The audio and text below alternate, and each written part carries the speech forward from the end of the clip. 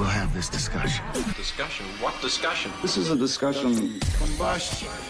Coming to you from Denver, Colorado, this is Discussion Combustion Podcast with your hosts, Kevin Batstone and Arthur Raw.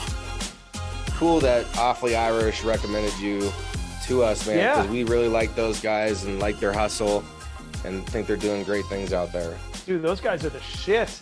Talk about some hustling kids. You can actually say kids. They're kids. They're young. They are, man. And those guys work harder than most of the podcasters that I've met in this game. They're constantly just on the prowl, looking for content, creating social media, networking. Like when we got hooked up with those guys, I was like, man, these guys are legit. And so they're always throwing guests our way. We try to do the same for them. Mm-hmm. And so that's how we got hooked up with you, man. Yeah. Awfully Irish. If people haven't checked that out, you should check that out for sure. It's fantastic. When they first hit me up, I thought it was a prank. Because they reached out and they were like, hey, we see you're a comedian. We want to have you on our podcast. And I'm like, I'm not like known, you know what I mean? Like it's flattering, but I look at the pictures and I'm seeing like kids that look like they're 15. And I'm like, what did someone use like their little brother's account to like mess with me or something? Like, what is this? And then they're like, no, for real, we'll send you a date. And I was like, really? All right, I guess. And then we got talking. I was like, oh, these guys are was that your first podcast that you did? It was. That was your first one? Okay, that's cool, man. Definitely. Yeah, that was like, God, almost 2 years ago now, maybe? Oh, wow. So that was, because they've only been in the game. Yeah, they're pretty like, year and a half in the game. So you might have been one of their first kind of guests to be on the show. But love what those guys are doing, man. It's cool to make these connections. I don't think we would have found you elsewise, but happy to make your acquaintance, man. Thanks for being here. Yeah, thank you for having me, guys. I'm pumped too. Definitely. Good stuff. So what's going on out there in LA, man? What you up to? Dude, I got a couple things. So one, I do stand-up comedy. Love it. Such a fun creative outlet. And the other thing is that I actually coach guys in dating and confidence. And nice. Man, it started out as kind of just a little thing I did at work for buddies. And then I just realized I was shooting the lights out with it. I just was setting these guys in the right direction, and it was working over and over and over. And in time, my own girlfriend was like, this is your thing. Like, you gotta do this. And I was like, shit, I guess let's figure it out, That's pretty cool, man. So you started doing it for some buddies at work, and then it kind of developed into like a side hustle or like a primary source of income? Is that, kind of what you're... It's definitely still a side hustle. That's funny. I pick up guys here and there. That sounds awful. Oh, you devil. It's like Norman Bates. I kind of just like word of mouth, like I'll get the brother of somebody I've worked with, or, just someone who's seen me on a podcast. They'll reach out. People I've been to a party with, and they didn't realize that was what I did until, they check out one of my comedy videos and they see it in my header and they're like, oh, no way. And they reach out, we get talking. And it's really fun. Because basically, like, my story is I started out in New Hampshire, fat and poor, and I stuttered, and I was vegetarian way before it was cool. Against my will. I didn't want to be a vegetarian. I was just raised that way.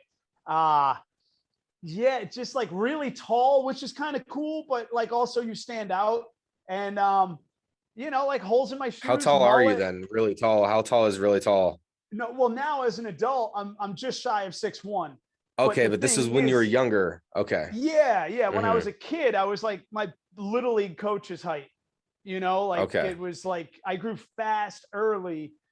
And so just everything that could make me weird made me weird. I had no confidence. I was like, I like to joke around and stuff. I like to try to roll with it, but childhood was rugged. It was rugged. And so basically where that leads to the dating stuff is that dating was impossible for me growing up. Impossible. Like, because I'm coming off this mindset of like, I'm the odd duck. You know what I mean? Like, no chick's going to want to, get with Dude, me. I was the same way until I was like 19, 20-ish before I even like got any confidence, even talking. Like, I would overthink everything so much that I would think myself out of any sort of opportunity. And I was totally guilty of doing that for the majority of my adolescence and like late teens and stuff, 100%. 1920. That's right where it came out. Graduated a virgin at the age of 19. And then that summer it kind of cracked off. And like I actually didn't even know how to get laid, so much to the point where the first and third girls I was with, by today's standards, would be rape. Like, they raped me by today's standards. Like, back then I just woke up pumped, but back then, technically, like I really didn't know how to do it at all. And then, eventually, like, when you're coming from that far back in the race and you really got to figure stuff out, then, I'm just kind of an analytical guy by nature. I like to take note of what is working, what's not. I started going to school, kind of a side story, but I snuck into UNH and just pretended I was a student by going to classes that I wasn't enrolled for. But I was showing up there, and my whole point being there was just to make friends, find out about parties, just kind of like not be an old man just because high school ended. And so just with the volume, I just started to meet more girls. I started to take more chances. I started to kind of pay a little more attention. And, one thing after another, I just got better and better and better at being social overall. Somewhere down the road, I didn't realize that. And would you say that one of the main key components is just feeling comfortable, right? Like and being okay with taking, you're not gonna always, you're gonna put yourself out there sometimes and not get what you expect. And so, there's that like, oh, I'm gonna disappoint myself if I don't get what I want, but that's okay if you don't get what you want, sort of thing, right? So I don't know. Would you say that's kind of some of the key components to, because it's good to have teachings and help people and have that goal of creating a positive impact, because that's ultimately what you're doing is you're not just, it probably fills your tank because you're helping somebody, right, but then you're also helping them change. So it's like a double win. That's what we want to create. So I think it's a cool side hustle that you're doing.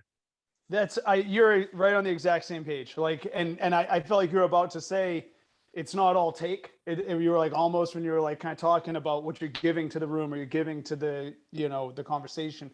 And that's a great, I make a big point of that, is that it's, like you got to give to the room in a way, like it's selfish in a sense of like, you're trying to enjoy your life. You want to get certain things out of life, but the best way to get there is to recognize a win-win situation, by bringing, I always compare it to like being a light bulb. You know what I mean? Like a light bulb fills itself first. It takes what it needs. It fills itself first on its own. You can't light a light bulb from the outside. Otherwise, it's just, it's just anything else. But the light bulb fills itself, and then it's got all this extra that it doesn't even need to give. Mm-hmm. And if that's something people are into, hell yeah, of course you'll be popular. Of course, for sure. People want to be around you. Yeah, that's a good story, man. I struggled in my 20s. So like what happened with me is I lost my virginity way too young. Okay. I wasn't prepared for the situation. I was a freshman in high school. She was a very good looking broad. I've told the story on the cast a few times. She's heard it. And I mean, I had like 3 hairs on my peaches when I lost my V card. All right. Oh my gosh. What the hell was I doing? Right. And so that fucked me up for high school. Like I was like, what the hell is going on here? That's a lot. You're already going through the change. You're getting hair in different places. I'm already doing sex. It fucked me up.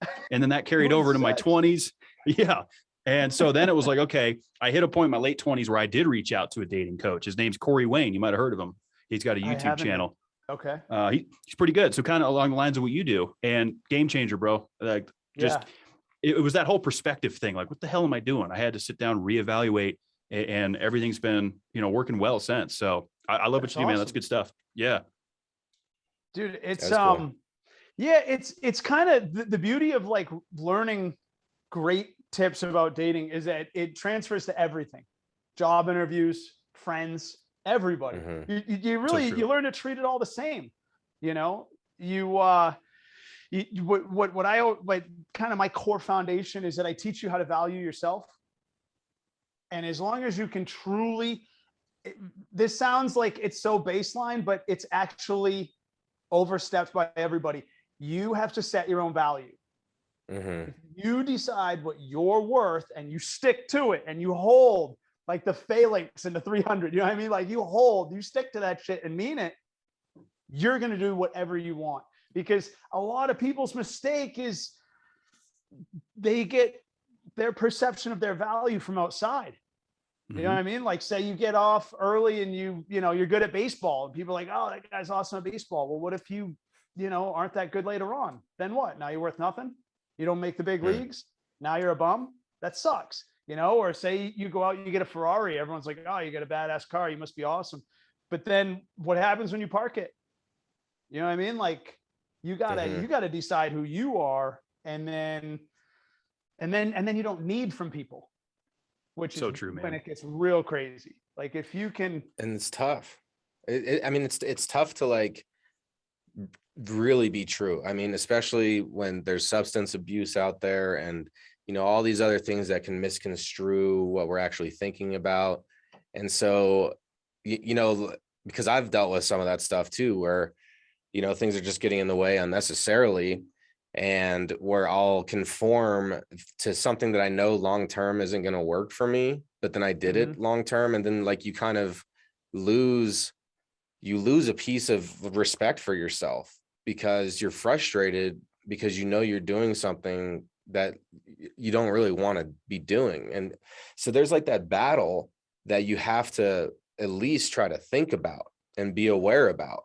And so it comes down to every day. Like, are you willing to really look at it every day and make that commitment? Like you're saying, the phalanx and the 300, like that's looking at it every single day and being critical with yourself because and what your circumstances are. But I totally agree with the light bulb analogy too, because like a person that feels full and they feel complete, like everybody brings an energy into a room. I've always agreed with that. Any person, every single person. What's your energy going to be when you walk into a room? I like that question, and like, it'd be great to be the full light bulb that's bringing light into the room and you're doing it effortlessly. Like this is what it's meant to do and help other people feel full, man. Like that's a good thing to do. Oh, dude, it's the best. It's the best. Cause for me, like I said, you got to be honest with yourself in the sense that in order to get anything done, you got to be a little bit selfish. You have to be, like there's got to be something in it for you in order for you to get out of bed. Otherwise you wouldn't. Bed's pretty comfortable. Sleep is fun, So for me, like I enjoy a puzzle, and especially one that I feel I can likely solve. You know what I mean? You don't want to get into something there's no chance you're going to win. So, when I meet guys who are where I was sometime in my past, and I can look at them and talk to them and be like, okay, I got it. Okay.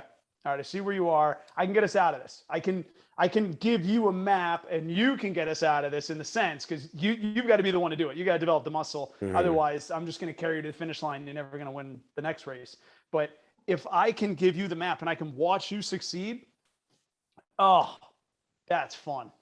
That's I bet. Fun. That's fulfillment. Yeah, that's awesome what you do, man. That's cool that you found like because you're getting something out of it too. You felt like a passion that is helping guys that are currently in a position you were once in, and that's just cool to be able to pass that. I don't even want to call it wisdom. I mean, it's coaching. You're kind of coaching these guys. You're not telling them how to live. You're just kind of suggesting, here, this is what works, maybe. Because everyone's gonna. People always ask me like, well, because I did a lot of therapy, anger management. There's no just magic light switch that you turn on and everything's better, right? It's consistent work. It's consistent awareness. Yeah, it's like a muscle, man. Absolutely. Man, I mean, especially like as time goes on, there'll be guys that you teach or work with, and you're like, you just got to tell them like straight up, like, you've made the same mistake like 5 times in a row. Like, are you like, am I not putting in the right words? Are you not getting it? Or is this just like, we have to really put some reps in and like do some base work to kind of get you prepared for that situation, cause I mean, it's not like a mindset is important, but the ability to actuate it, it takes strength. It takes, it's So I wonder, with any of your teachings, do you like teach like affirmations, seating techniques, like visualizations, like, because there's a lot of those techniques where you could like practice in your mind, feel it in your mind, like as if it's already been accomplished. Like you are looking at your end goal, like what do I actually want to achieve? And then once you figure that out, then you start thinking about how you feel having achieved that thing and like seeing yourself in that position. And so like there's all these techniques, and I'm just curious if like that's kind of some of the things that you do and like how it all works, because I'm so interested in that whole topic of conscious thought and thinking about your thoughts and directing your mind constantly. It's just very interesting to me. You know, in answer to that, let me ask you, you're wearing a Marvel shirt. Is the Silver Surfer, is Silver Surfer Marvel or is that DC? Yes. Yeah. Silver Surfer, because he's like with the Fantastic Four and all them. And so that's definitely Marvel. So long way around answering that question. I always thought, I was never a big comic kid, but you're always, you know, like you can't grow up and not see these guys around. I always thought Silver Surfer was the shit. Something about Silver Surfer was awesome. And it was the idea that dude could just put his arm out and shoot Mercury, whatever the hell it was. And that's just where he went. Like self-propelled, you know what I mean? Just like, and there was no trail. It just picked right up and it just kept going. And I was like, this guy can just look and just point and he just flies there. That's the coolest shit I've ever heard. And I think that's kind of like what you're talking about, you know, like whether we realize it or not, the mind goes where we point it. And so definitely what you're talking about with the visualization and the going there already, there's no other word than weird of its effectiveness. It's weird. But yes, 100%. I've recently gotten into like, I study all the time. I'm always looking for like new, I guess, lectures, if you will, conversations. I listen to, I don't know if you're ever getting to Tom Bellew. You ever seen his stuff on YouTube? That one didn't strike a bell for me. I'll send you some of his info. Yeah. Love to check it out. Killer guests. And a lot of them are talking about your mental story. Whether you realize it or not, we all have a mental story. And I know like when The Secret came out years ago, it got really hokey of like, you just see yourself rich and you'll be rich. Like whatever, bullshit. But there's some truth to it in the sense that you might not know who you tell yourself you are subconsciously every day. And you're running around trying to build and build and build, but you don't know you're kicking your own ass because you're docked, dude. You know what I mean? You've got an anchor down. Like you can't hit the throttle and move. You stuck yourself in this place that you don't even know you're not allowed to move. So and it's those little thoughts like, am I good enough? Like, oh man, I shouldn't do that. Or, you know, it's all those little things that we can say to ourselves that we don't pick up on, and it adds up, you know?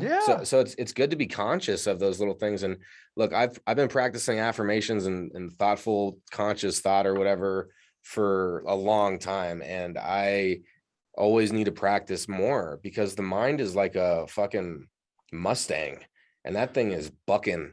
And like, it's hard to always stay on top of it, you know? And so even if you're trying to be diligent, you got to just give yourself a break. Like we're not always going to be able to catch all this 100%. And as long as you're trying is the biggest thing, I think, is like, as long as you are putting forth an effort to try to do something about whatever you're unhappy about, you know, that's the most important thing. It's true, man, because like complacency, we talk a lot on here, Paul, just about like, you know, getting complacent. The pandemic didn't help, you know, e-commerce, social media, all that stuff. And one of the quotes that always stuck with me was, you know, where focus goes, energy flows.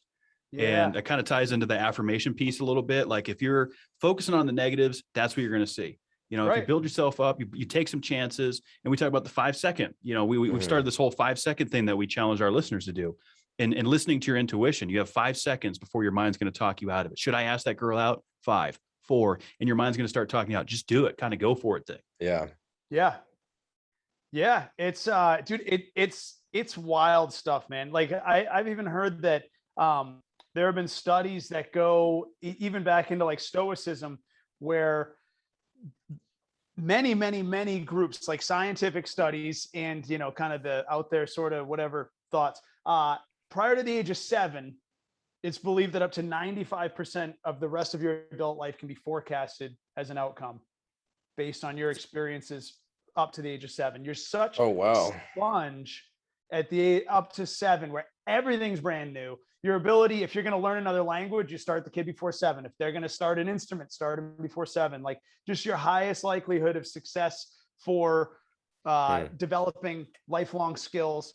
And likewise, you know, if you think you're a piece of shit around 7, then you're probably going to smoke some rock later on. You know what I mean? Like just likely, really, because that's what you come away from it with. And so digging into that, you know, not just building the positive, but also being like, hey, you know, it's awesome that we're envisioning these positive things, but do I also kick my own ass when I go to sleep at night? Yeah. I mean, it works both ways. Like the mind works both ways all times. It's consistently working. And that's why it's up to us to make a conscious effort to think about our thoughts. And that's when you become the creator, like, you know, of the orchestra, the symphony guy, the orchestrator, right? That you got to think about your thoughts. The Great Gatsby. That's what that book was about. He was a product of his own creation. He was a man of his own imagination. I used to say it was my favorite book. I think it's the only book I ever read. But yeah, that was what it was about. Exactly. Yeah, man. It's I'm all about that. I'm all about that. And I definitely I'm a newer student to like have it as a conscious thought, but wild. Well, I just love it, man. I mean, I feel like we could encapsulate the whole podcast on this, but there's a lot of interesting things going, and I'm so happy we had that connection, because that's really cool. It's good stuff. But definitely. I bet that the you know, the dating thing, that probably makes for some good material with the stand-up, right? So you're kind of feeding, it's all out of respect, I'm sure, you know. Yeah, dude, of course. Well, see, the thing is this, and in that segue, I always say there's no advice I would give in dating that isn't beneficial to both members of that relationship. Never. I'm not going to tell you to go out there and be a dick. Like, there was that book, The Game, years ago, where they taught you how to like neg girls. I've never heard about that one. That sounds like a sleazy book. I've heard those tactics. That sounds like a sleazy book, man. No, you have to. You have to just have like a cursory knowledge and then run away. I bought the book when it came out. Okay. I got to like page 30 or so, like 700. I just threw that shit out. I said, I don't even want this in my head. It's going in the fire in the backyard. Dude, a guy did that when my girl and I first started dating. We were living in New York City. She went with her roommate to some rooftop club, and you know, she just went out to get a drink. She's not like cruising for guys, obviously we're together, but I'm not with her. So some guy makes a move. He goes up, he's like, hey, I really like that shirt. She's like, oh, thanks. He's like, yeah, you're like the 5th girl wearing it tonight. And she's like, oh, you're that guy. Okay, all right, cool, good to know. That's negging. And okay. Yeah. So anyway, but it's always positive stuff. But as for comedy, definitely. Yeah. For like sure. I think that's good to clarify, because, you know, you're not just out there. Maybe you could give dating advice to men and women, you know, it's not, I do, you know. Oh, well, see, there you go. See, so you're already bridging, you know, so kudos on that, man. Yeah, no, of course. I work with girls too, for sure. And a lot of times I say I'm kind of working for the girl through the guy, if he already is in a relationship. Because the thing is this, and this, I'll segue, this is some of my favorite comedy topic. Man, I coach nice guys because I like nice guys. Like, nice guys, I'm a nice guy. But what nice guys don't know is that's not a leading value. You know what I mean? Like, you're not going to win the race with being nice. Because what it is, a relationship, dude, talking to a girl, beginning a relationship with a girl, it's an interview in a way. It's a job interview, and it's security. That's what you got to bring. You have to bring security. That girl has to feel like you've got it. Whatever it is, the sky's falling, shit's going down. You're like, all right, I get it. I got it. We're going to be all right. And she's like, you sure? And you're like, yeah. Yep.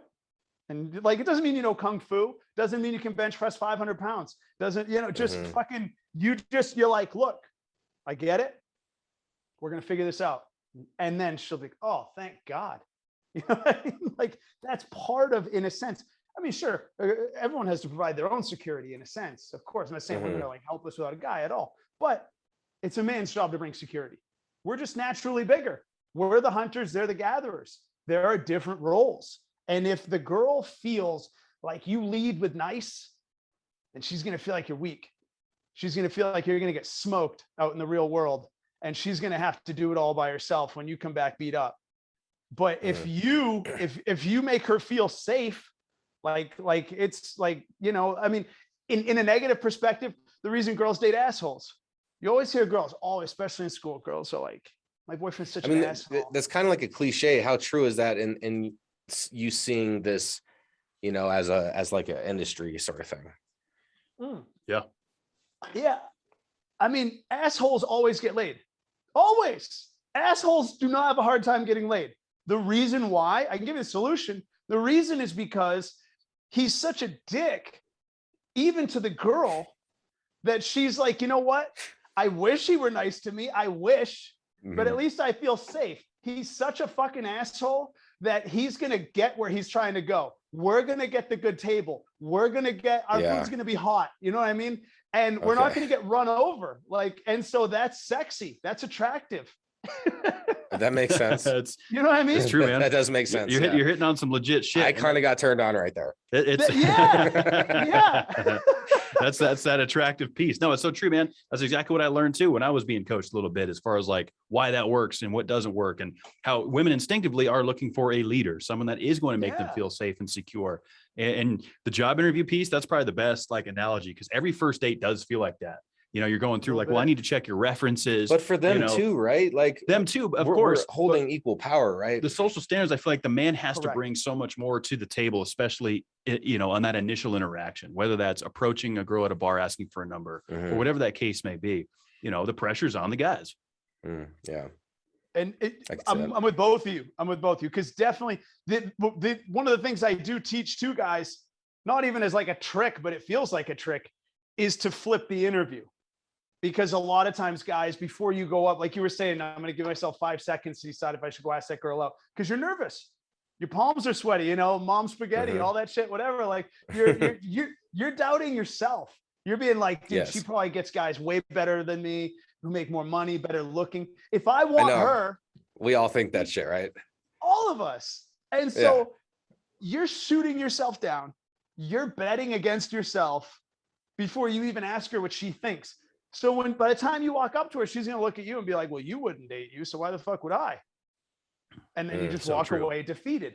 But if instead, before you left your house, you kind of have done your homework and done your foundation work, and you know, you're the shit. You know what I mean? Maybe you're not Tom Brady. Okay, so what? Only one guy is. Doesn't matter. Are you the shit? Are you fun? Are you cool? Are you a decent dude to hang with? Do you have something to offer? Or do you have your own interests in life? Are you a great catch? Yes. Then great. Then stop. Don't ever think about you again. Go worry about her. Who is she? You don't know her. She's hot. So what? You know how many chicks are hot? Fucking there are Nazi chicks who are hot. You don't know what she's into. You could be a murderer. Dude, it's so true. Go find out. Go ask her about her. It's funny. Go interview this chick. You know what I mean? Let's go find out. Because really, once you've decided that you're dateable and you're a great grab for a girl who's looking, now you got to keep your calendar clean. You can only go on 2-3 dates a week, maybe one. I don't know. Yeah. So you flip that script. You flip the interview. And what do you do when you flip the interview? You start doing all the shit that girls complain not enough guys do. Ask about her, listen when she talks, be in the moment. You're a fucking stud just because you're protecting your own time. You know what I mean? Like that's all you were doing. You're protecting your own time. But there is a, you know. No, it's so true, man. Like and there's layers. I like it. No, you're hitting on some real shit, Paul, for sure. I see you're drinking a Coors Light, so we're enjoying it. Oh yeah, thanks. You're drinking with us. Right on. We didn't. We're drinking, man. We're drinking. Yeah, we didn't. Cheers, brother. There you go. There we go. So glad you could be with us. This is some real shit, dude. Have some of that Colorado water brew. Colorado water brew. Yeah. Oh, I admit it's total piss. My buddy started teaching me how to golf about a year ago, and I was never even a beer drinker because it made me too fat too quick. But this water is just great. It's delicious. I love it, man. I drink so much goddamn beer on this podcast, not just on this podcast, in my daily life. Yeah, let's be honest here. Yeah, let's be honest. I drink too much beer, man, and my tummy's getting a little bit bigger. It does do that. Yeah, I'm starting to get that beer belly. I've hit that. I'm about to be 33 years old. It's catching up, man. I used to feel like I was immortal, and now it's starting to show results. Dude, I never drank beer. Believe it or not, I probably drank beer a dozen times. I don't know, in the last 15 years, like never. I just never drank beer because I would get fat too quick. It's like a gluten thing, I would guess. I don't know. I'm not going to go. They make me bloated for sure, man. Yeah. Dude. I've been trying to drink the seltzers and shit, honestly. Like it helps the bloating out, man. Yeah. Yeah. I was a whiskey guy, and then I became tequila. And oh boy, you went from hard cowboy to cow kicker. Did you know tequila is the only alcohol that's a stimulant? Yes. I did not know that. Yes. Look at you. Yeah. I'm in the booze business. I work for Southern Glazers, which is, should know that. This is the first time I've dropped this on the cast for what I do for a living. But yeah, in my day job, I distribute to liquor stores, and we've had to learn a lot of this shit. Matter of fact, we were drinking Adam Levine's new tequila. If you haven't tried it, Calarosa. We got down on a podcast last night drinking that shit, that Añejo. And man, that shit'll make you feel stimulated, and then it feels like you got your ass kicked. It does. I get my ass kicked by that for sure. Yeah. Fuck. I'll have to try it out. I mean, I like, it's like the healthiest, it's kind of like a girl drink, I guess, in a way, but I drink it neat, which I like. I think that keeps like the man feeling of it, like I would sip whiskey neat, maybe one rock, and I do tequila the same way. But I'm not going to be sipping Cuervo, it's fucking like motor oil or something. Like, no, I mean, you get a decent tequila. It's kind of nice, and you get less hangover somehow with tequila. I don't know if that's like a myth. Like it feels like it to me. If you do it right, though, like anything in moderation, because if you kill that whole bottle, I think you're going to be hungover. But the sipping piece is true. Drinking it neat, I'm the same way. I'm a Maker's guy because I represent that brand. Like for whiskey, I was a Crown guy for a while, but that Maker's, man, oof. I like the Redemption bourbon is one of my favorites. Very smooth. Man, yeah, sipping something is nice. Do it. That I feel like I'm more responsible when I do it that way for some reason. Sipping. Yeah, because I'm not just like, taking a shot can sometimes be rough. Oh, that's true. It could be rough sometimes. That's the pivotal moment, Paul. Are you a shooter or are you a sipper now? Because I feel like once you get to a point in your 30s, I know like when I turned 34, we're sippers now. Yeah, when I turned 34, I was like, no more shots. I'm sipping. Yeah. Dude, like I always knew if I started doing shots, I was gonna like ruin my clothes. I was either gonna like fall down or like run into something. I don't know. Like I used to live in New York City for most of my 30s. I lived in New York City, and it would get sloppy. Like shots were a different kind of night. No, I prefer to be able to live the next day, so sipping is nice. And even with beer, I feel like with beer, I'm less likely to wake up and be like, who do I have to call? How many friends did I lose? Do I still have a job? Where's my car? Like beer, you can kind of keep a little more handle. So how about wine? Because I do like the vino. You like the vino? Okay. Mm-hmm. Yeah. What do you guys think about that? I'm red wine if I'm doing it, honestly. I'm square novice on that. Like I don't say no, but it's probably my last pick. But I do I would go red. I would go red, definitely. It feels like it feels like there's still something more to it. I don't know if there's any truth to that. I'm sure it's purely visual. It feels like, there's a little more kick.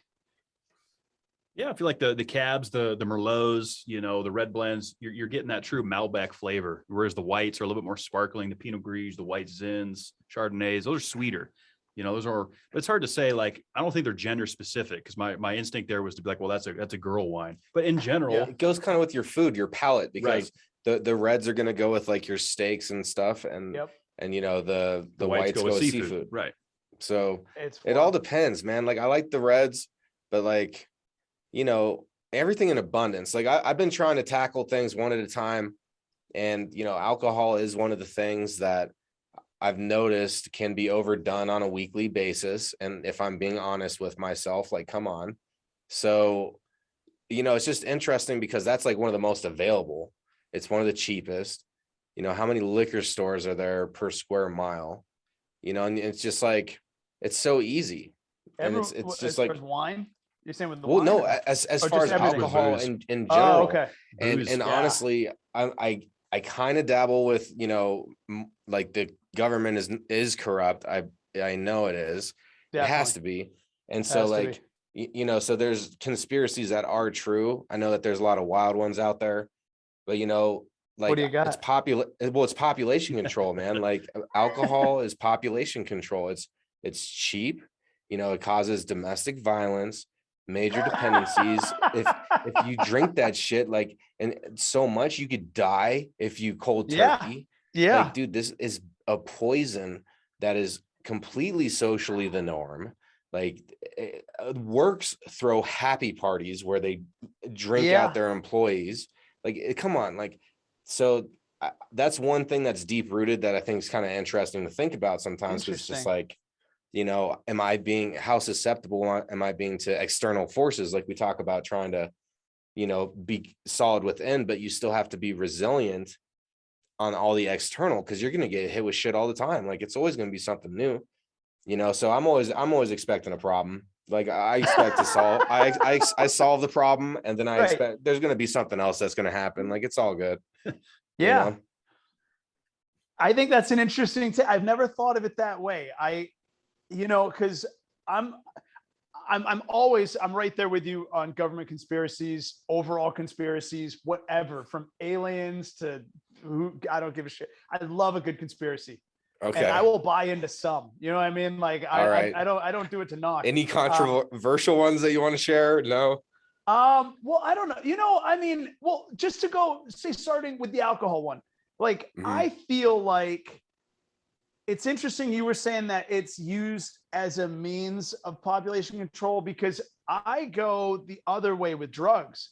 Like, I feel every time I hear about an OD, every time I hear about a big bust or, a gang shootout or whatever, I'm like, if you fucking legalized it and you sold that shit legit, like they do in a dispensary here, then you wouldn't have had to meet a sketchy guy in a fucking alley, or you wouldn't have had to put something up your nose that turned out to be questionable, or deadly. There was just some comics recently who died with the fentanyl. Yeah. So, and on the big scale, where you look at giant mafias, like there was in Mexico a few years back, not that long ago, there was a standoff between one of the Mexican drug lord cartels and the Mexican government, and the government backed down. That cartel had so much money, and they were so deep with guns and soldiers and machinery. I remember they showed, dude, for like a mile down the strip, there were just armored vehicles and just random dudes who were like, yeah, I'll make more money doing this than whatever else I was going to do. And they're in Kevlar with, anyway. Wow. So I feel like if we legalize that shit, then at least we could get rid of, like, there's no means of democratizing a friggin' cartel. But then to go to what you're saying, though, then you would have to see it. Well, is the government just pushing, Haran on the people to knock us down? Well, you think about it, right? Because big farm, like, I also believe that governments don't really control the world at all. It's all the mega corporations that run shit.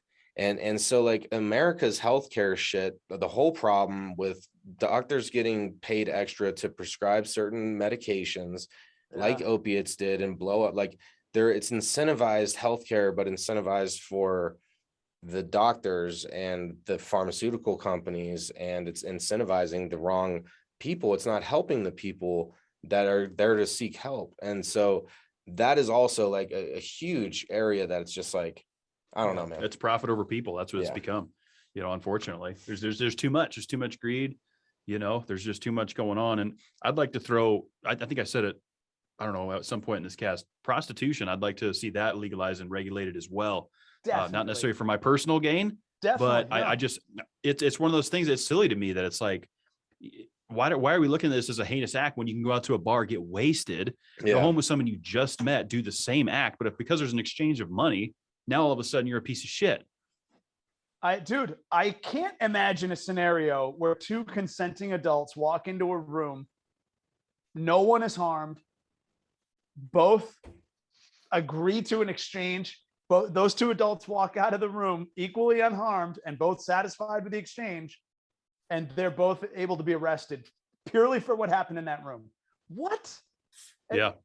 And they say, I mean, it took me a while to realize, all right, I guess they're saying, I mean, this is a bold assumption. This is a broad sweep, but they're saying that the reason prostitution can't be legal is because women who participate are sex trafficked and they're forced into this lifestyle.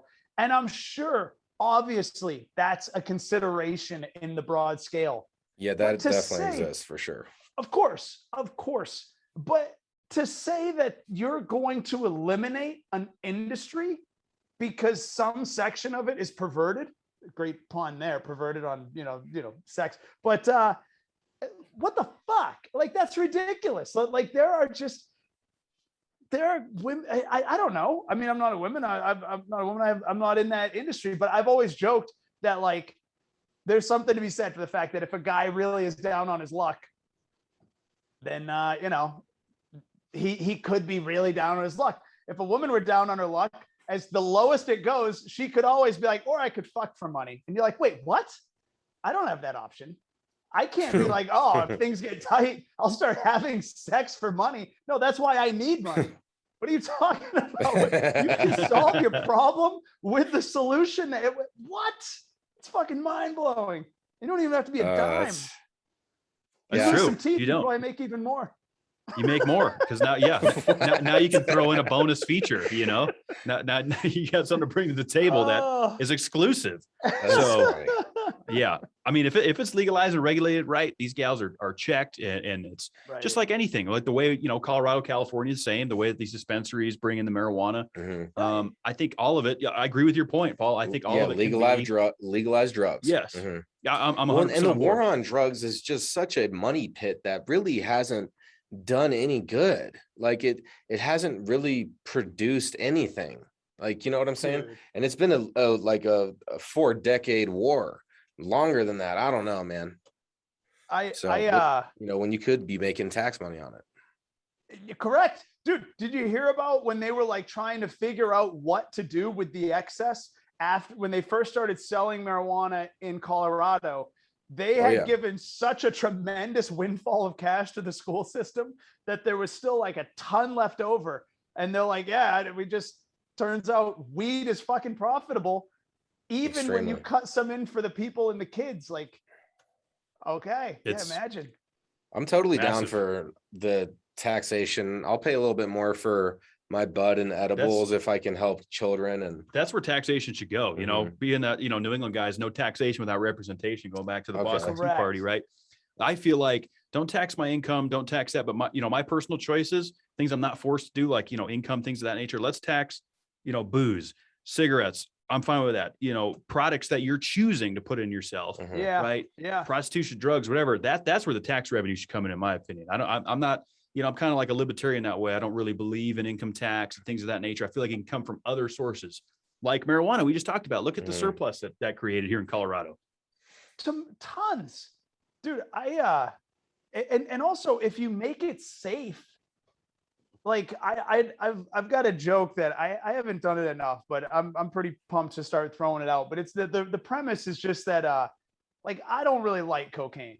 I don't, and like honestly. Drug. I do it once to twice a year just to remember why I don't like it. Like that shit'll pop up and you've had a couple of drinks and you're like, all right, I'll do a little bit, just a little keep. All right. And then you're like, ugh, yuck. It's like having too much coffee. Once in a while, it's fun, but I do, as much as I don't like it, have a fucking opinion.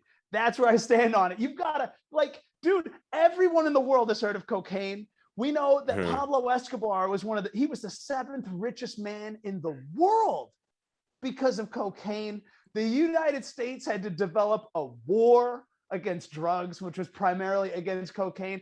People die and live to move and try cocaine.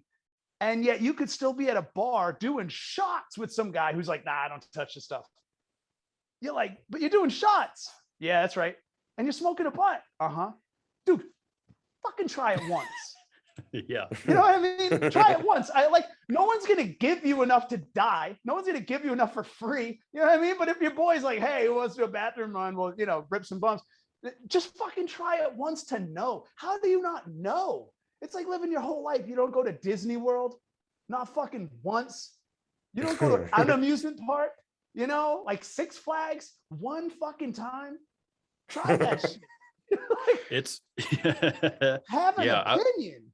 I agree, man. I agree, because I think all three of us have certainly tried it and had experience with it, and now in it's this life or the last, of course. And I hate it because I don't want to do it anymore. Like I just if that was, I don't want to do it.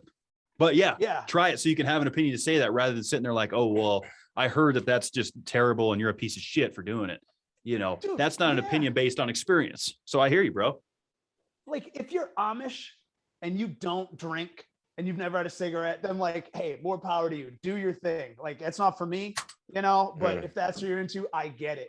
But if you're going to sit there and like get a shot and a beer special at happy hour, don't tell me it's because like my favorite excuse is when guys are like, nah, man, I would, but they try to like out muscle you. They're like, nah, I just know if I tried it once, I would like it too much.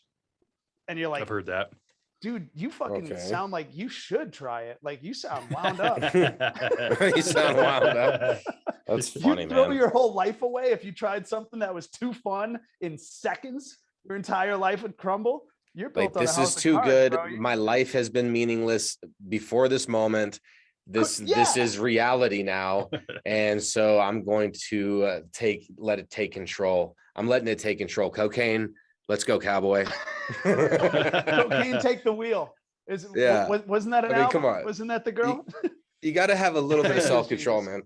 And I don't know, the whole in moderation thing. Look, everything, food, exercise, water, everything needs in moderation. And so there's a right time and place. And if, circumstances are right, like I've tried a lot of different, substances. Yes, that's the word. Thank you. Yeah, I've tried a lot, man. So life is for fun, man. Life is for fun. You only get one of these. You only get one of these. That's exactly the way I looked at it. I always, especially like, growing up, if you're from a smaller town, dude, you run out of shit to do pretty fucking quick. And you got so you two are from New Hampshire. Where are you from? Where are you from? So right when you started saying that, the first thing that popped in my head is I'm from Wolfboro, New Hampshire. So Lake Winnipesaukee, central New Hampshire. That's where I was, that's where I spent my youth. That's where all the crazy shit happened, but we ran out of shit to do quick. So we played a game called Hit the Nail on the Stump. And the rules are very simple. You take one of those big fucking nails, put it in one of those shitty tree stumps, and whoever can get that shit hammered with one hit is the winner. And that's what happens when you run out of shit to do. We didn't murder anyone or do any wild shit. We smoked a little bit of a weed that came from, Canada or whatever. Some of that Northern Lights people would always brag about. I was, because I grew up there in the 90s, early 2000s. So it was still super taboo. I think it still is, other than Maine legalizing it. But there wasn't shit to do in my hometown, dude. There was 5,200 and something people there, Yeah. As you know, where in New Hampshire are you from, bro? I'm from Portsmouth. Portsmouth. All right. Yeah. Yep. What's that? 40 minutes away, dude. I've been to Wolfboro. I've been to Winnipesaukee many a time, dude. I would Hit the Nail on the Head right now. That does kind of sound like a fun game. I bet you I'd beat you. That's what's joking. It's one of those games, man. Because like, as you know, you're a New Hampshire guy, so Portsmouth, beautiful. You're close to Newington, Rye, Hampton Beach, Ballroom Casino, great times there. But as you start to get up into the Lake Winnie area, you start to get like into the woods a little bit. Right. It's pretty thick forest up there. It's small towns, old school shit, 1700s architecture. There's not a lot to do. So Hit the Nail on the Stump, dude. That's a big one up there. All you New Hampshire people, shout out 603. 603 LFOD, baby. Right on the plate. Dude. I'm outnumbered right now. Oh man. No, that's like, especially if you got like a fire going in the back, like fall, like you're not gonna get sweaty from hammering on that friggin' nail. and it's getting dark. Everyone's got a beer. Yeah, you smoke some good fucking weed just every so often. All right, who's up for the next round? You just start seeing who can hammer that thing. That's some basic amusement that I could all night, dude.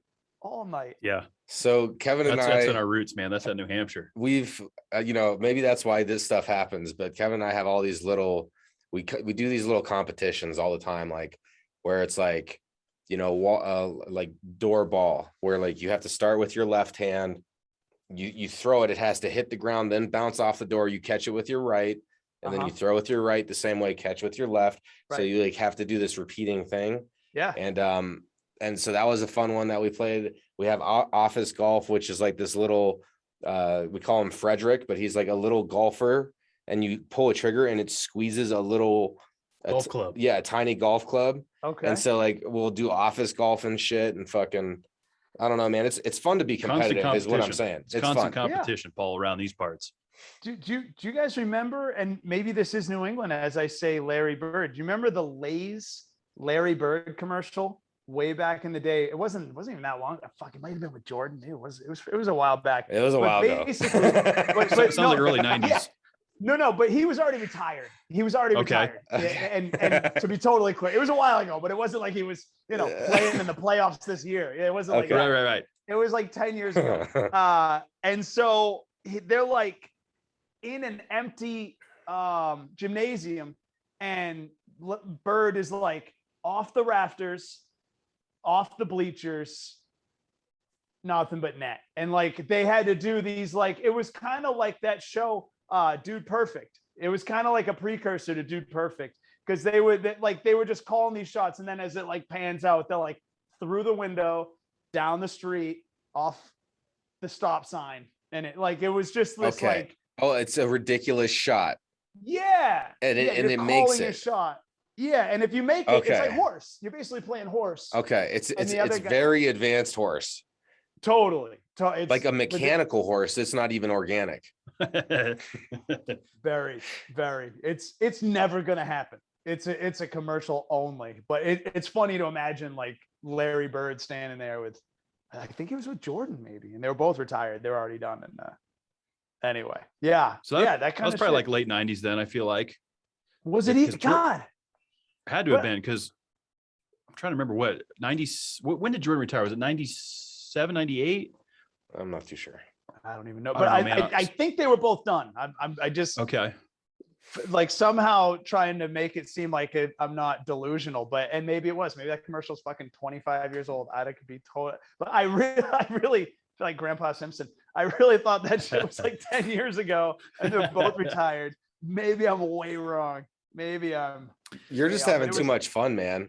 That's what it sounds like to me. I do the same shit because, dude, I'm a diehard NASCAR fan. I host a podcast about NASCAR. I was a Jeff Gordon guy. Yeah, growing MTG, up Mash the Gas. Yeah, Mash the Gas is my Mash the Gas podcast. Yeah, it's really good stuff. But that goes back to my New Hampshire roots, man, because short track racing is so big up there. Stafford Springs in Connecticut, New Hampshire Motor Speedway in Loudon, New Hampshire. All the short tracks up there, man. That's where I spent my Saturday nights growing up, Really? And every Friday, Saturday night, it was short track Friday, Saturday night. And that's where I got into stock car racing. Love it, love it, love it. So to echo off your point of like, it feels like it was 10 years ago, Jeff Gordon, my favorite driver of all time, had a chance to hang out with him a couple of years ago. Great guy. The best ever, really. I mean, who's kidding? I'm a fanboy, Paul. Okay. He is a big fanboy. You're selling me. That's okay. I don't have a horse in the race, so I'm with you now. Jeff Gordon's my boy. Well, dude, Jeff Gordon's the shit, man. He's been retired for a bit. And I always tell these stories like, like it was 10 years ago, but I'm like, oh, wait a minute. That was 98. Yeah. It was a bit. We're talking a grip ago. Yeah. Oh my God. She's moving. Happens. Dude. Mother time. I remember when I was like younger a while back, and I had to like update my default girl who was hot in your head, Yes. Growing up, it was like Christy Brinkley, or like fucking, who was the chick with the mole? Who was that hot chick in the Pepsi commercials with the mole? But yeah, she's too old now to remember. No, with the dark. Oh my gosh. Who am I talking about, dude? She was hot, hot in the 90s. Pepsi commercials. Maybe it was Coke. It's not Cindy Cameron Crawford. Diaz. Cindy Crawford. Cindy Crawford. But I remember. Is she not an attractive older lady? I'm sure she is. But I just remember being like 20 when like Cindy Crawford or the other chick I would say that like would come to mind, and I'm like, I gotta update. I need a new default hot chick because these chicks have kids now. Well, even just in conversation, dude, I remember telling a friend a joke years ago about like I was making just a throwaway joke about alarm clocks and the snooze bar and this and that. And I was like, yeah, you'll hit it so many times. Like you were going to have breakfast, fuck breakfast. You just grab a cereal bar. And my friend was like, dude, did you just say cereal bar? And I'm like, oh, shit. Is that old school? That's old school. I know what that is. Apparently that's old school. Apparently it's old school. Man. I had to switch it to like a granola bar or some shit, but it just little things you don't even know date you. And you're like, that's yeah. So true, man. That's a good joke, actually, because we've all done it. And cereal bar, I can relate to that, dude. I remember when those hit and you had like that weird powdered fucking, was it powdered milk? I mean, what was that? That was in between. Like I remember breakfast. Oh yeah, no, but I know which one you're talking about. Well, first of all, Carnation, that was the shit. That kept me going in the 90s for sure. But like that layer, because like in those cereal bars, like Cheerios was one. What was those? Cinnamon Toast Crunch. Cinnamon Toast Crunch. But like there was like that weird gooey layer of some sort of fake milk in there. Yeah, it was fake sugar, added sugar, preservatives, corn syrup. It was made with real cancer. Yes, absolutely. you eat this often enough, sure enough, then Oh man, yeah. When you dude, we didn't even know what sugar was back in the day. We knew it was fun, but we didn't know that it was pretty much the cause of all things terrible. Like if you don't eat sugar, you won't be fat. Like I didn't know that. Growing up. That's true. And then the fat-free thing kicked in, right? So like the 90s, everything was fat-free, diet soda, no fat. Everyone was like, they heard that word fat and they're like, oh, well, I'll eat this and it's not gonna get me fat, but it's got a zillion carbohydrates and sugar in it, right? Sugar. Remember fucking Pixie Sticks, bro? I mean, you were taking a straight hit of sugar. It was like a little cocaine straw of sugar. Dude, it's a white powder It totally that gives you a burst of energy sold to you in a straw. You want to talk about a conspiracy of the government trying to take us out, dude. That's the one. That's the one. Like you couldn't even sell kids candy cigarettes. Like those were just too overt. And they were like, nah, we can't let kids have candy cigarettes. But a Pixie Stick, oh yeah. I remember though. I had those when I was a kid though. Cigarettes? Yeah, I was part of that cool generation that actually had that. So all the younger listeners, they didn't get to experience that. But we got mad love. We didn't have the jewels and shit. Pixie Sticks though, they would sell them like it was a whole bag of straws. Like you had the purple, orange, green, red, flavored sugar, and it was just straight. Do they still sell Pixie Sticks? I don't know. Are Pixie Sticks still a thing? I don't know if I've looked in a grocery store. They have to still be in there. They're funded by a Colombian independent source that we're not allowed to. Wasn't there another one? There was another candy that came like with a candy wand that like when you licked it, it got sticky, and then you'd stick that in a pouch of sugar. Yeah. Remember that? Fun dip. Fun dip. Is that what it was called? Yeah. I totally and then you could eat the straw. Yeah. Or the spoon that you're dipping it with. You could eat it. I remember those, like, dude. That Fun wasn't dip. like sticking your finger in the bag of blow, just like, oh my God. Like, doing a nummy. Shit. Totally, dude. How did they sell that shit and it didn't seem overtly wrong? How did that just... That's so true, man. Just the social norms. Like, this is what I'm saying. Like, the social norms, like, it creates a weight on the mind because a lot of people want to conform and do what's normal. Like, if you see people, all the influencers, like, they all try to mimic the same type of things. Yeah. So it's like, that's becomes the norm. And then people that are just on the applications are thinking that that's the normal too. And so it like creates this odd, like, juxtaposition. That's it. Well, that was a tongue twister there, Artie. Yeah. Sometimes I stumble, a little stutter problem, which it sounded like you overcame something like that. So dude, hardcore. You could sympathize. My ass kicked. Oh, totally. Yeah. Yeah, man. Like the thing with like not having good leaders leading the pack, like, I don't know, maybe it's just because we're not 15, but like TikTok and shit like this, it's like people will follow whatever that little flash of light is, but those people might not even know where to, like, I don't know. I mean, maybe I'm just talking shit, but I feel like the bar for what is considered entertainment has fallen down so badly that, like, I like comedy. I don't write about like just, dicks, pussy shit, like I try to give intellectual comic value where you can chew on it. The bar fell so low that nobody's out there trying to hit nails and stumps anymore. That's right. Not even. It was too hard. The kids who missed it had to work for that, because you're putting in work. You got to swing the hammer. Yeah. Dude, that's true. You know what? Hey, I'll tell you something that I don't even know if it still relates. When we were talking about the breakfast stuff, I recently learned something wild. Do you know how the cereal industry got started? I don't think so. I recently picked this up. All right, so Kellogg's established the cereal industry. They were the first processed breakfast food that was ready-made. Just add milk, no problem. Do you know why Mr. Kellogg, Dr. Kellogg, you know why he made Kellogg's cornflakes? To suppress libido. Really? Yes. That was his mission statement?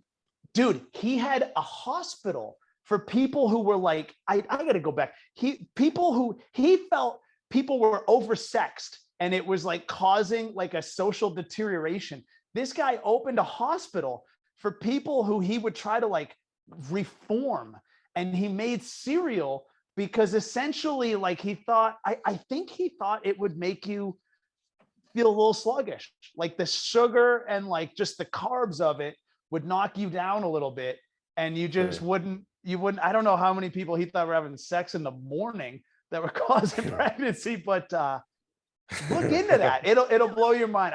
Really? Yeah, dude, look it up. I've never heard any of that shit. No, I've never heard it. I believe you, but yeah. He ended up getting shut down. He tried to get like a whole movement behind him, and he was part of a church, and the church was like, yeah, like non-marital sex and all this. Yeah, definitely. And then he went so far that even the church was like, ugh, I don't know, man, you're getting a little crazy. But his brother was like, yo, this cereal is selling pretty well. Why don't we send our kook brother to like Michigan? I think they booted him out, and he went off to start some weird shit in Michigan that didn't fly. And then the other brother was like, so cereal, who's up? And just started an entire conglomerate, just started crushing a whole aisle in the grocery store. Dude. Yeah. It's wild shit. It's something to look into.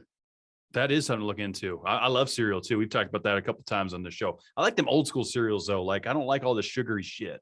You know, cornflakes. I didn't fuck with cornflakes, but like those old school like Raisin Bran. I like old man cereal. Like that's what's good for my colon type shit. Honey bunches of oats, fucking grape nuts. That's like the riskiest one. That's like the most sugary one is the honey bunches. Dude, the honey bunches is on fire. It's so good. I mean, come on, I love that. Life cereal, you got to throw that in there. That's probably on the riskier side too, honestly.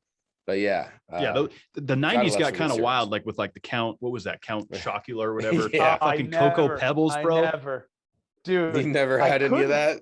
No, my mom my mom smoked for many periods of when we were little. So you're talking about going through life and like, hey, by all means, if somebody offers you something in a bar, but you never went out and took and had that cereal. I'm fucking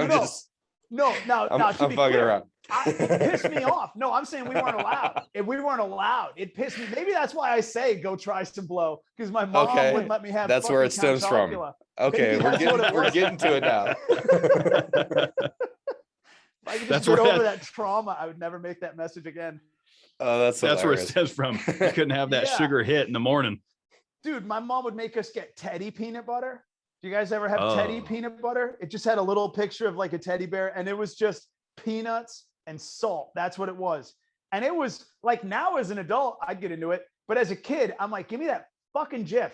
I'm so sick of being the kid with that peanut butter that wrecks my bread. I want that smooth shit. Wrecks my bread.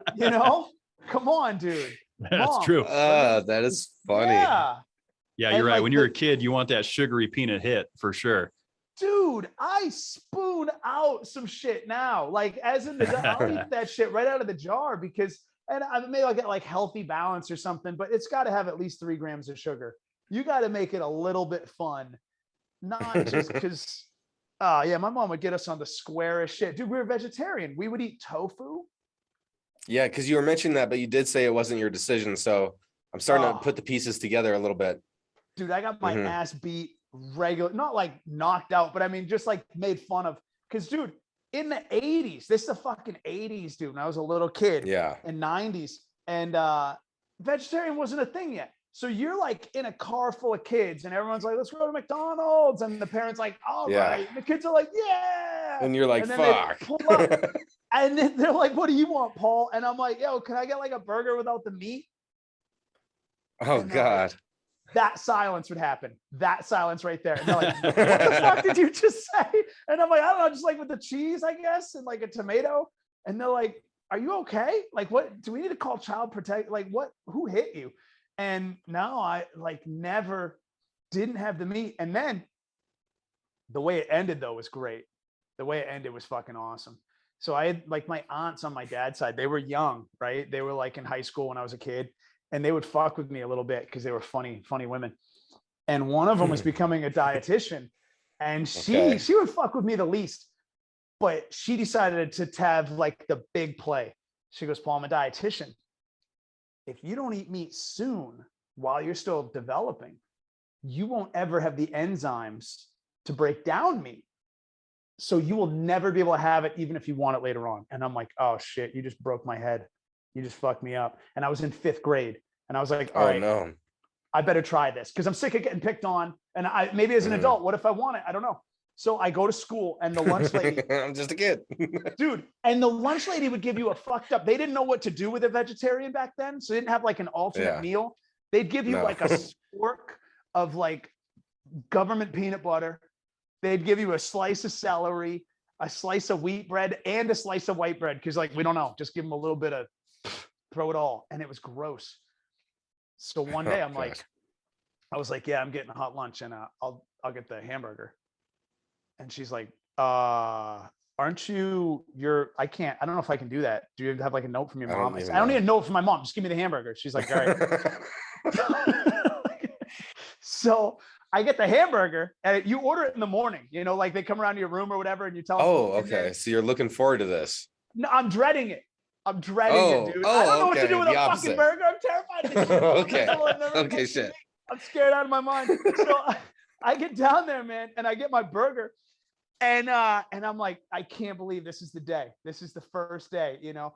And so I shoved my mouth full of like fries to pad the flavor. And then I bite the burger, and I get like half of it down. And I'm like, all right, I guess I did it. All right. We've broken the seal. So I go home that day, tell my mom. I'm like, "Hey mom, you know what I had for lunch?" She's like, "What's that?" I said, "I had a hamburger." She's like, "What? What? Oh, really?" And I said, "Yeah." She goes, "How was it?" I said, "Delicious. Loved it. Couldn't get enough." She's like, "Okay." I said, "Right." Meanwhile, like I said, I hated it. So I go the next day, tell the lunch lady, "Give me the hot dog." She's like, "All right." I eat the hot dog again, fries, whatever else, chips, anything I can get in there. Okay. I go home and I tell my mom, "You know what I had for lunch?" She goes, "What's that?" I said, "I had a hot dog." She said, "What'd you think?" I said, "Loved it. Couldn't get enough. Fucking awesome." She goes, "Interesting. You know what's for dinner?" I said, "What?" She goes, "Chicken." I said, "What?" She goes, "Yeah. You know what? You're right. You're absolutely right. I'm tired of not eating meat. I grew up eating meat. I don't know. We've gone too long. You're already eating meat at school. I really want some meat too. We're a meat eating family. We're done. That's it. No more tofu." And I'm like, what the fuck? I don't even know if I want this. Like, I don't know. Like, I just wanted to fuck with you. I just wanted to have some freedom. And now I got more, you know what I mean? It's like the kid who smoked one cigarette. Your parents make you smoke a whole pack. I'm I don't know. But dude, from there on in, I'm so glad we did. I'm so glad. I eat meat. So she was, wow. That's it. That's a good story. That is. Wild? I can't imagine, especially at that time, dude, when because now vegan options, vegetarian, like it's accepted. There's options. They got all this shit that looks like meat fake. So growing up in the time you did without having it, I can only imagine, you know, dude. Exactly. There was no intended option as a substitute. You just look like a dick. You just look like a fucking jerk. Like I would just look at you like, who's this guy? Well, and you're talking about like, the first 7 years of your life, how you're super impressionable. Yeah. And so that kind of shaped you in a certain way. But kind of to echo back to that earlier conversation, I guess, even people that have like those hard years in their younger years, you know, there's still hope there. Like, I feel like there's always still like a bit of hope that like, if you contain the anger or the disappointment and actually like come to peace with what happened, like, you can never ignore something and expect your life to get better. Like, everything has a price in this life. Everything will catch up eventually. Yeah. You know, so it seasons I don't know. You. Yeah, I was just kind of, I had that thought. So, you know, man. Yeah, the moral of the story is fucking live. Right. You gotta live. Do drugs, eat meat. get a hooker, fucking live. Right. Yeah, but like, I mean, as you're saying though, like kind of it seasons you. You know what I mean? If you don't get the fast lane, if you don't get the easy route, that's not necessarily the worst thing. And if you still have something in you, you got that fight and you're going to figure it out, then you do come away with a, you know, as they said in Taken, a very unique set of skills from with which to live life, you know, and it's a blessing in a sense. Like someone asked Seinfeld, they were like, yeah, you know, who was it? Not Chappelle. There was someone whose mom was a prostitute or something like that. And they were like, you know, what do you think about that? And he's like, he has an unfair advantage.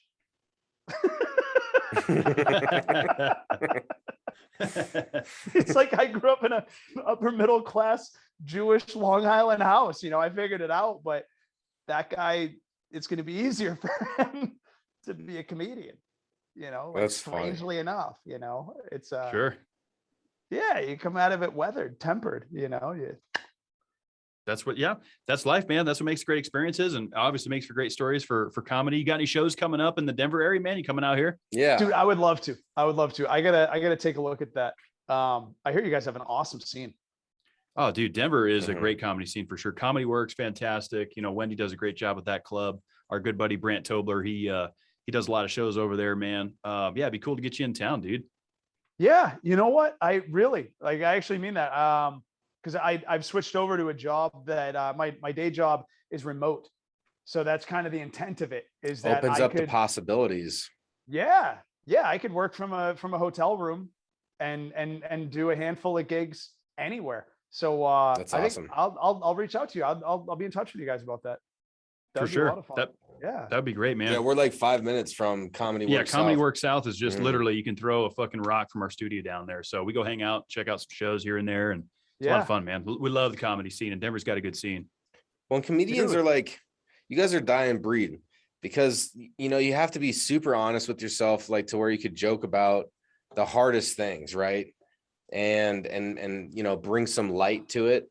And that's just like, it's a dying breed. You know, you don't get too much of that out there. And then you help people, like, it's okay. Like, comedians are, you know, it's so good to laugh. Like, it's so therapeutic. Like, I've been laughing this podcast. I'm feeling great right now. You know? Dude, yeah. I don't, you never plan where your material is going to come from or what you're going to joke about. But in today's society, there are just certain topics that you're not allowed to talk about, especially I'm a straight white male. So I'm not allowed to talk about anything. I'm pretty much completely handcuffed. And that presents such a challenge to me that I can't resist. Like, I have to have trans jokes, gay jokes, racial jokes.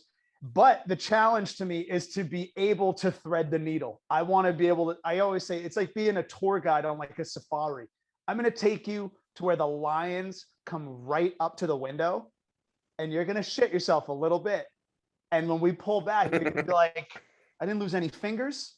I didn't lose any hands. We didn't hurt the lion. What the fuck? How do we do that? You know, like, no one gets hurt.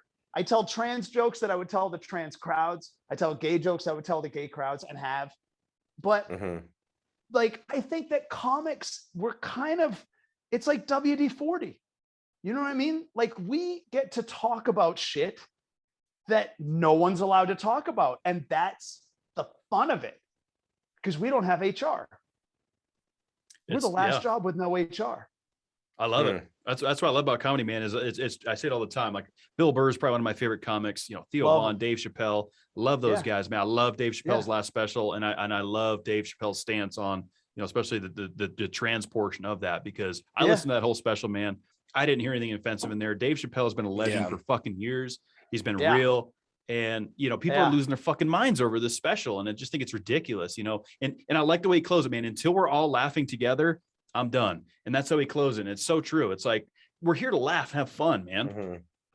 Dude, I like a lot of comics, you know, we're all shaking our heads like, I don't even know what, like that. I wouldn't say pandering in like a negative way, but like that special was the most bridging of any of his last specials. Like, I mean, any shots he took before, which any of the trans jokes he's made in the recent years have included someone who he was talking with on a friendly level. You know what I mean? He's not just like throwing rocks for no reason. Like this one was about someone who he gave their greatest chance in comedy that they didn't really deserve comedically, you know, but he just saw they were having a hard time. He liked the person for who they were and that they were, you know, putting themselves out there. So yeah, it didn't matter what their preferences were as far as all that goes. He just saw a good person. And that's the thing is it's like, it's such a touchy subject that like, you kind of got to walk around on glass on it. But like, why is that? Like everything should be okay to talk about, like, especially if like, I respect it all, but I could talk about all, you know, you just have to approach it with respect. I feel like, and it's hard to like really, because there's so many, everything has an extreme, right? Like there's an extreme in everything. And so people are extremely offended for some reason. And it's like, want to be. Yeah. Well, and personally, I'm not trying to focus my energy. Like we've talked about being conscious about your thoughts today. We've talked about that sort of stuff. And so like, whenever I start finding myself being frustrated about things, I'm like, well, is it really worth my energy to be thinking about something that frustrates me that ultimately like isn't really within my realm of control? And like, how much time do I want to actually spend on that? And then I'll dial it back. And I don't know if the people that are being upset are actually looking at it in that kind of, you know, light. So it's really hard. Like how you going to help people that aren't even paying attention to like toxicity in their own mind, like what we talked about earlier. You know, I agree with like people doing whatever they want and having choice in their lives. I agree with that, but to be offended over everything is just not a good stance for anyone to have, you know? And there's just a certain understanding of the expression that if you're going to make an omelet, you got to break some eggs. You know what I mean? You gotta break some shells. Dude, there are just some fucking people. You can go to a Ruth's Chris Steakhouse and you can find the guy who gave it 1 star. You know what I mean? You can. That's true. You can find, you know what I mean? Look at Yelp, dude. You can find the best. Someone talks shit about your favorite sports team. People hate Tom Brady. Like, you know, you're always going to have the haters, man. So you're always going to have the haters, but some people you got to say, fuck them. It's true. You do. And I think that's why I love comedy, because you guys still have that. There's still that last hope that you can still have fun and joke around. Right. And now you see so many comics like having to lead with this. These are just jokes. Like, you know, they're jokes. We're having fun. We're having a good time. Like, this is not a fucking political statement. I'm not running for public office here. I'm telling jokes and having a good time to make you laugh and just have it. And everyone's like, oh, this guy's a piece of shit. He's misogynistic. He's transphobic. He's homophobic, anti-Semite, you know, and then their career's canceled. It's bullshit. It's fucking bullshit, dude. I'm tired of it. BS. That is, you know, just for having an opinion, you know, everybody should have their own opinion. And, you know, if I disagree with somebody's opinion, that's fine, as long as I'm not trying to disrespect them or, you know, be in their face about it. Like, it's okay if we don't agree. Like, that's fine, as long as we could just be in peace. Like, everybody has the same needs. So I completely agree. The whole cancel culture thing, it's gone too far, man. It's kind of ridiculous to where people can't even feel comfortable expressing their own opinions. Like, but then again, the people who are canceling stuff have their own opinions as well. You know what I'm saying? So it's like, you're canceling people that have different opinions than you and being offended over it.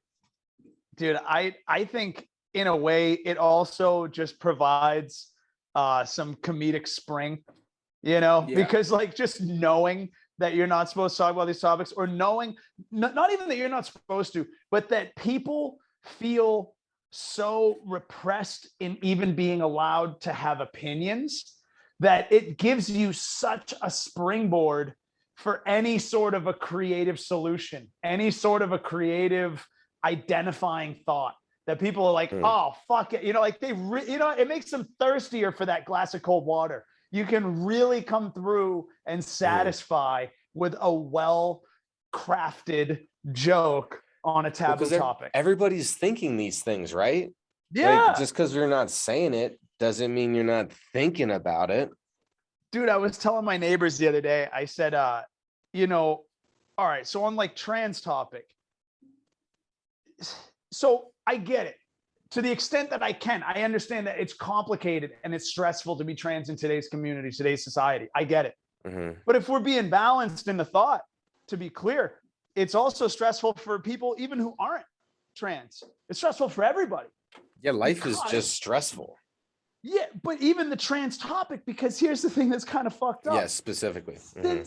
Since realizing what a large impact of society it is today, I've started looking at every woman like a little bit longer. Okay. You know what I mean? Just if there's like a hint of masculinity, there's just that little bit of double take where I'm not You don't sure. know. I don't know. You don't know. I don't know. And so I'm 99% of the times it's just a regular woman. But if that regular woman knew that's why I was looking at her a little bit longer, bro, that would fuck her up. I know, right? Is this, man, that's touchy. It's touchy. Like, that's very touchy. Slightly masculine women. No one thinks about the impact on these women because they're getting checked out longer. And like that, just, at some point it's crossing their mind. Like, did that motherfucker think I have a dick? Is that why he was looking at me? And you got to smile like it was a flirt. And now you're like, I don't even know if I'm flirting with a man or a woman. I don't fucking know. But I got to make this person feel good. And then that person's like, I really hope he didn't think I had a dick. I hope it was just my hair was off or something like that. And like, have you had feedback? This sounds oddly specific. Dude, no, I mean, I haven't cracked it. I'm joking. But like, the thing is, it used to be the worst mistake you could make with a woman you didn't know. Is like if she were a little bit curvy and you were an idiot, then you're like, oh, like, what do you do? And she's like, what? And you're like, oh no, I just called a fat chick pregnant. Oh my God. And then and she feels horrible. Funny. She feels horrible. But now if you say to just like a regular chick, you're like, hey, I really respect your bravery. And she's like, what? You're like, well, and she's like, wait, what, motherfucker? You thought.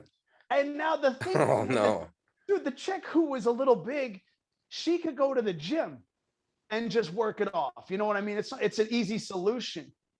But if someone thought you were like maybe a man and you go to the gym, that's only getting worse, dude. Those knuckles are only getting thicker. Like there is no solution. It's not.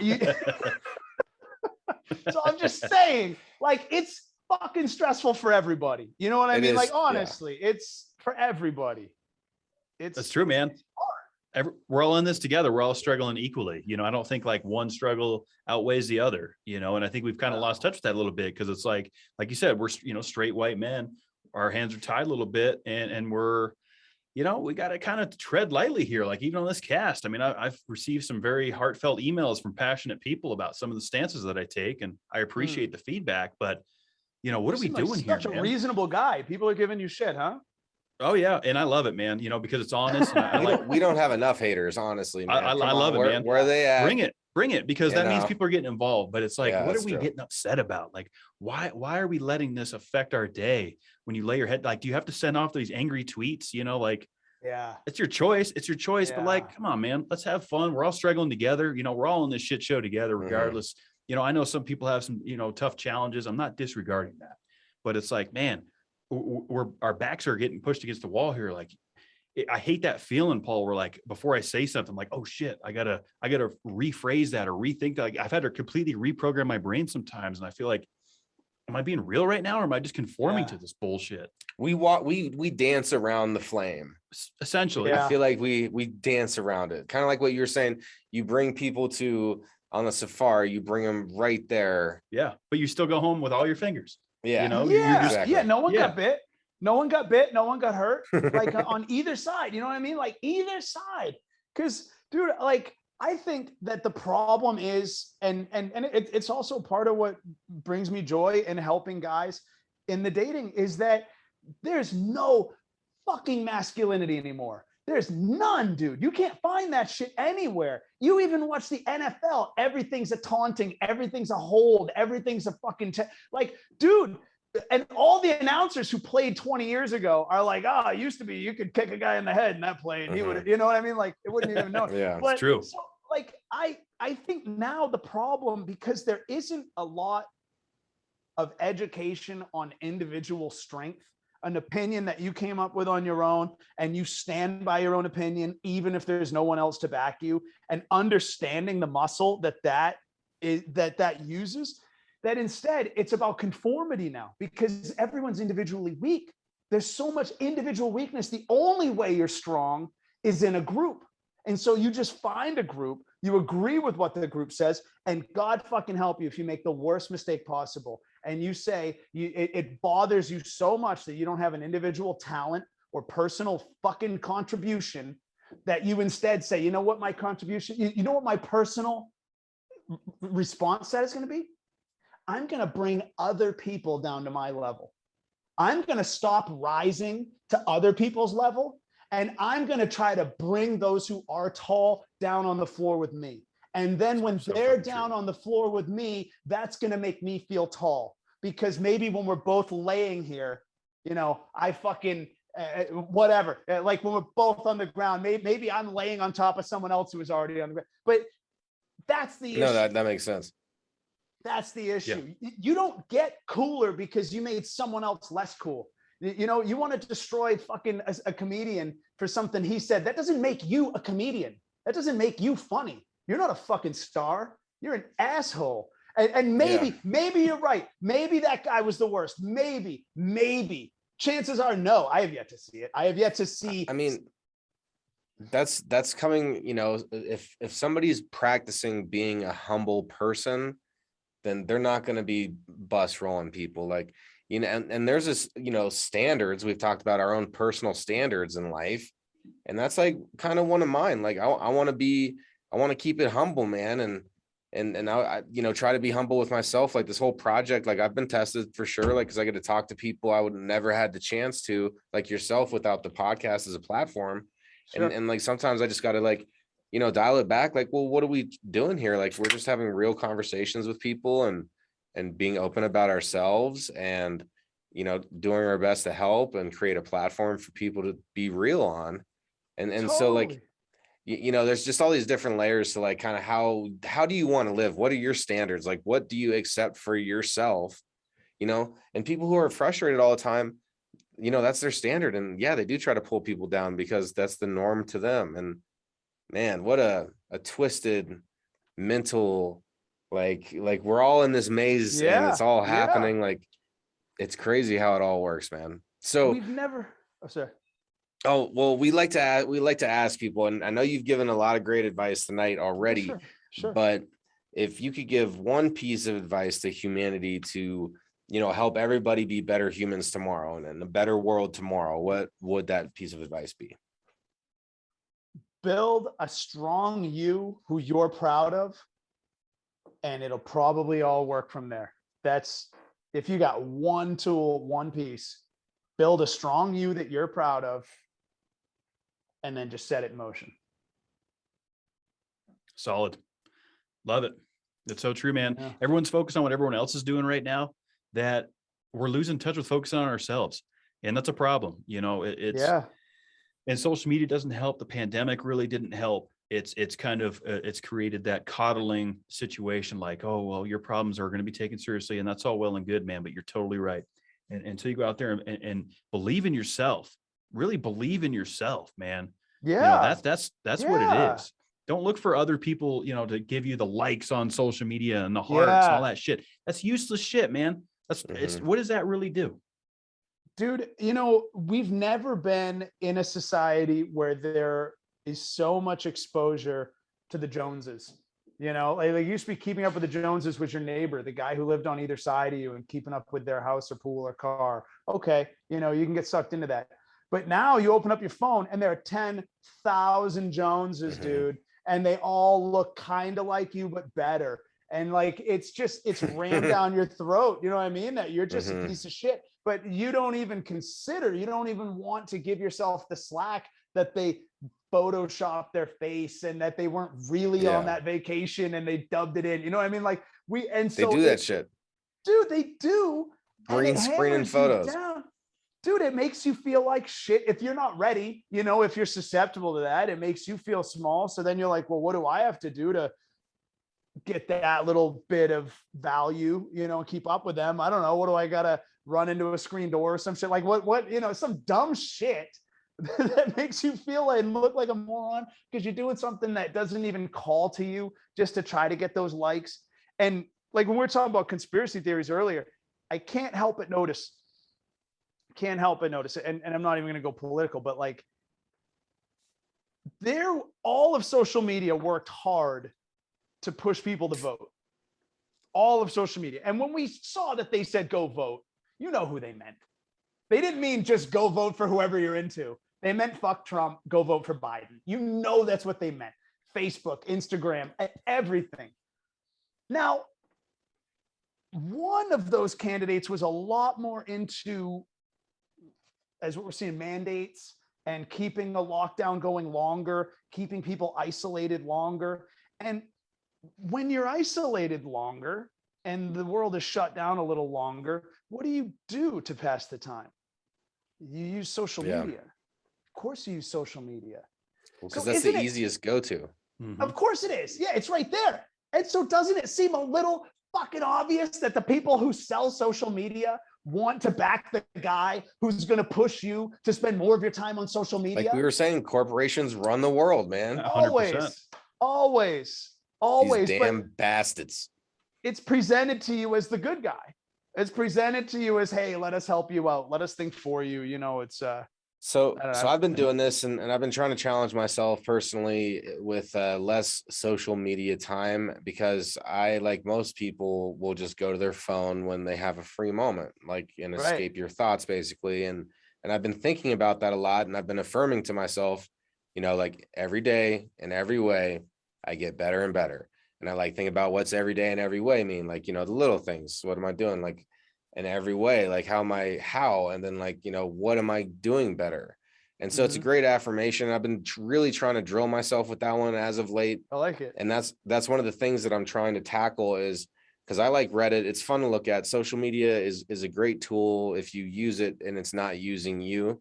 But when you are immediately bored and you just go right to it, like you're not even thinking about it and you're just opening up the app, and like that's mind control. That's what they want. Yeah. And so like I've been really trying to work hard on it, man. I catch myself all the time and I'm like, wait, why am I even in this app? Like I'll like look at it for like 2 or 3 seconds max. I'm like, hold on, like they just got me again today. And I like exited out, and it's today alone there was at least 4 times that happened during my workday where I was just like, wait, why did I even, you know? And it's just crazy. It's crazy. Dude, I found recently that like I was definitely doing that a lot. Like, and at different periods you do more, you know, but you become conscious of like, holy shit, I was on Instagram. I don't even know how many times. Like I was never even a guy who would read a magazine when taking a dump. I was never like, that seemed weird. Why would you read while taking a dump? I would never take a dump without having my phone handy. You know what I mean? Like I check Instagram when I'm taking a dump. Like you might as well forget toilet papers to forget your phone. But I've noticed when I got on a kick of like really good YouTube videos that fed my brain, like really good speakers, like CEOs who have like inspirational stories, guys who started businesses, and you're like, holy shit. And you know, like guys I enjoyed listening to, guys and women both, you know, just people. But I noticed my Instagram consumption disappeared because it felt stupid. Like, it's kind of like if you go this next week and you eat like just chicken and salads, dude, you're going to walk past McDonald's and be like, that sounds gross. But if you've been eating like shit for a while, you're like, I mean, I don't know, maybe I could be like a number 6, you know, just whatever. I won't get the extra fries. You know, like it seems okay because it's been okay. But if you replace it with something that takes its place, because willpower alone is almost like a fallacy, fantasy, what like it's you want to make it as easy as possible to give yourself an advantage. So replacement, I think, is a great solution for some negative behaviors. And I think if you can feed your brain with some shit you get really into, then that Instagram will just, it'll fall off. Work on you. And that's, I'm kind of tying it into your advice for the people, thy people that tune in, cause it is important to work on ourselves, and like, it's okay to be a little bit, selfish, like you say, but that's so you can take care of yourself. Cause if you can't take care of yourself, then you can never be the center of a light bulb that, can actually help others. Like, if you can't help others, if you can't help yourself, sort of thing. Totally. So, that's an important thing to think about, man. Cause I feel like so many people are concerned about what other people are doing that they're not even paying attention to what they're doing. You know what I'm saying? And then they're lost, and life is just happening. And it's difficult to make changes.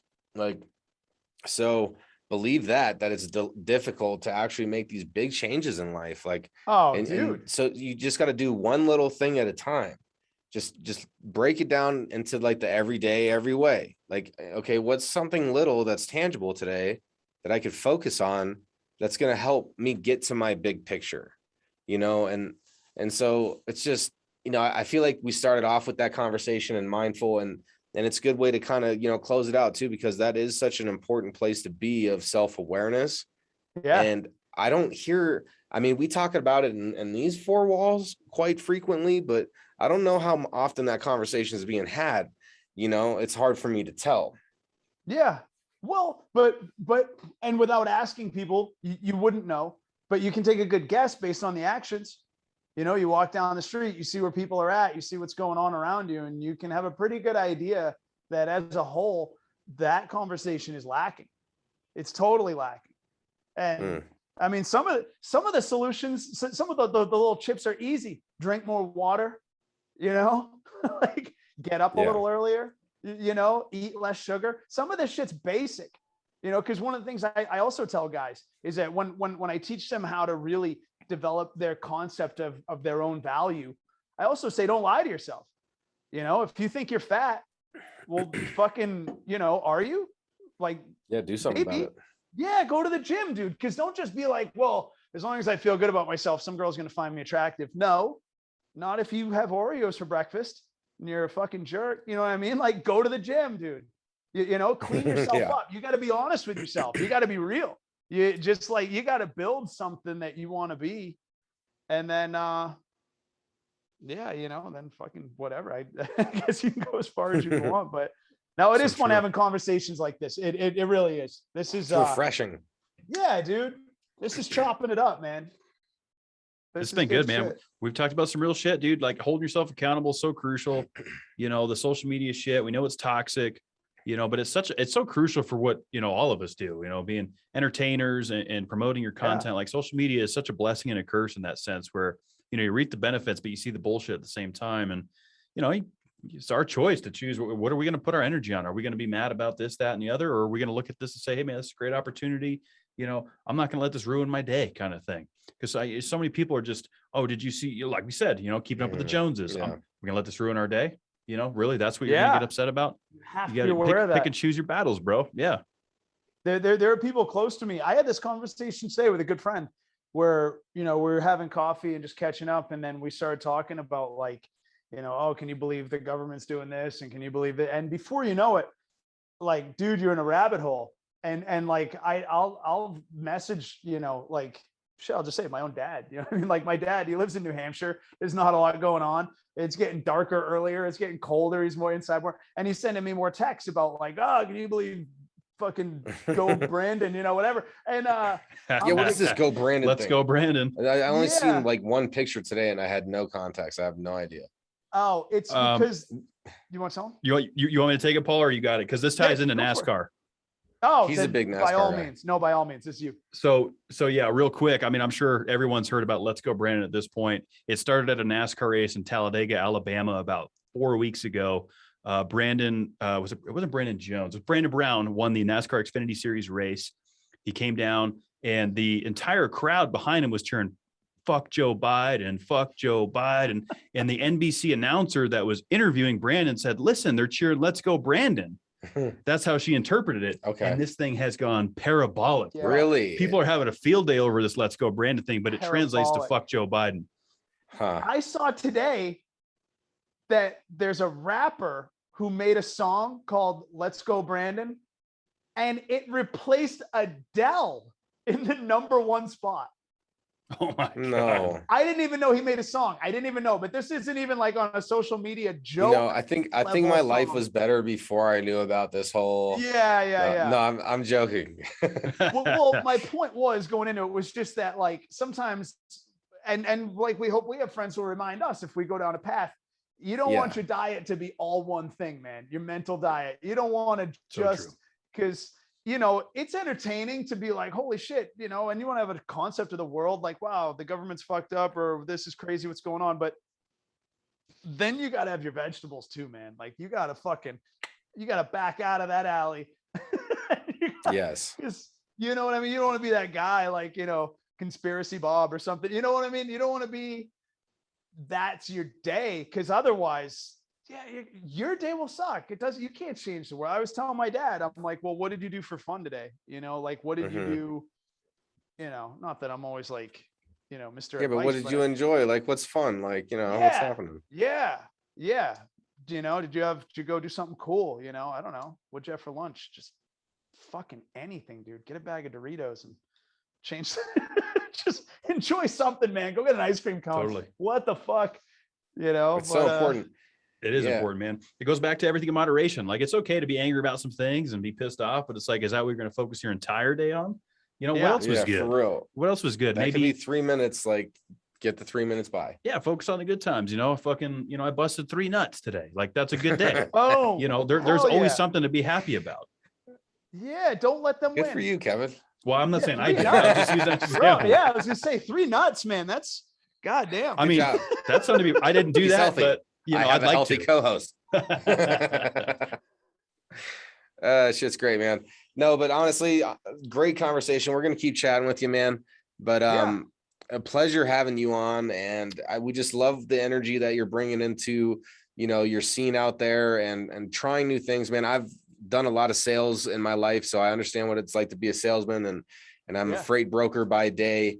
So like you know, I know the grind, man. I get a buddy who does and it's that. just, yeah, man, it's a cool industry, but you know, but we both do other things. You know, I come here, you know, it takes work, it takes effort, it takes time, and anything worth it is going to take all those things, you know. So yeah, let's all just really focus on ourselves and think like what's important to us, and then let's start putting energy in the right place for that. Yeah. You know? Yeah, just kick a little ass, whatever your definition of that is. Just be fine to setting your own definition. Doesn't have to be what anyone else is into. Just but if it makes you feel like you kick some ass today, get your blood going, go fucking beat it up. You know, that's a day well spent. If we all did that, we'd all have different things to talk about, you know, we'd all feel good. It's so true. So very true, man. You got to fucking own it. You know, own the successes, own the failures, own yourself. You know, that's where we're at. You know, that's what we need more than ever. You know, don't worry about impressing the other person. Impress yourself, man. You know, that's the message we try to echo a lot in this podcast is just get away from that bullshit. You know, take it in moderation, take everything with a grain of salt and a spice of pepper, as Phil Marzo likes to say. You know, don't take life too seriously. Like, let's not get stressed out about some fucking bullshit. You know? Yeah. So powerful that, man. Before we close out here, Paul, where can all of our listeners and viewers go to find you and get involved? Awesome, man. So my name is Paul Roseberry. I'm probably the only one. You know what I mean? Like there are a couple. I found this like shaved head Mexican dude with like head tats who's also somehow named Paul Roseberry, has pictures with his grandma on Instagram. I'm the other one. I'm the one who's not him. I reached out to him. He never answered. Hey man, we got the same name. Cool, right? Yeah. Fuck you, SA. So I'm Paul Roseberry. On Instagram, my handle is dating coach comedian. I've got for dating coaching stuff, confidencefound.com is my website. You can hit me up info@confidencefound.com or my That's a good comedy name. stuff. Thanks. Yeah, I appreciate It's a positive affirmation. I could use that, in my house, like confidence found. Like it's an affirmation, positive one too. So that's a good website. And the idea that it was already there, you know what I mean? You're not inventing it. It was there. You just, you had to discover it in whatever it took for you to see it. And when you get there, it's a picture kind of like a double entendre. There's like an anvil, like an iron foundry, because once you found it, then you got to fucking hammer it. You know what I mean? You got to build it like that's steel. True. But that's true. So confidencefound.com or paulroseberry.com for comedy stuff. Just if you want to find me, man, you will. Don't worry. I'll hear you. That's awesome. And we'll include all that in the show notes down below, of course. Our viewers on YouTube can just scroll down and find Paul Roseberry. Dude, what a great convo. First of all, shout out 603 LFOD, baby. Live free or die. Let's go. That's that 603 hit. I still got that New Hampshire number, bro. I've been in Colorado for 14 years now. I still have 603. Good for you, man. You know what? I had it for the longest time. And I ended up giving it to a buddy. Actually, I got an LA number when I moved to LA years ago because you wanted to seem local for castings and shit. And then I had 2 phones and I had a buddy who was having a minute, and I was like, dude, I got another phone. Just fucking have it for a while. And then that was it, like I gave it away. Yeah. But respect to the 603 LFOD, live free or die. People have tats of that. I think it's fucking awesome. Love it, man. I love my home state. It's a great state slogan for sure. Old man, the mountain. He doesn't exist anymore, but I lived there when he did. And go NH, baby. Go Pats for sure. Come on, Mac Jones. He's going to be the future, baby. Oh, Mac's our boy. Hell yeah, brother. Dude, so fun to talk to you. We're going to keep this combo rolling. We're going to jump off air here. And man, be sure to check out Paul Roseberry. This has been a great podcast. We've got like an hour and a half. So yes, thank you very much. Shout out to Awfully Irish for making this possible. Those guys are fucking awesome. And if you haven't subscribed to their channel, gotta go check it out. Check it out. If you haven't subscribed to them, man, what are you doing? Check them out. Awfully Irish. Love you, boys. And shit, that's it, man. That's all I got. Y'all be good to yourselves. You deserve it.